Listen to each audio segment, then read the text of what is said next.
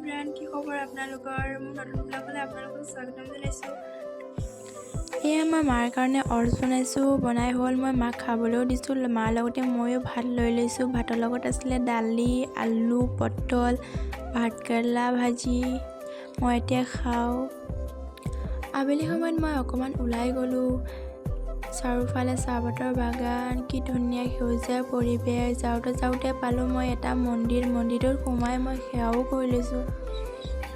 ঘৰ অহাৰ পাছত মই ভাবিলোঁ আপোনালোকক আমাৰ ঘৰৰ বাহিৰৰ পৰিৱেশটো দেখুৱাওঁ। চাওক আপোনালোকে আমাৰ ঘৰৰ বাহিৰৰ পৰিৱেশটো। এয়া অমিতা গছ দুজোপি, অমিতাও লাগি আছে দেই এই গছত। আৰু ইয়াত জাহাজী কল লাগি আছে। আৰু ইয়াত তুলসী গছ, কিমান ধুনীয়াকৈ আছে তুলসী গছবোৰ।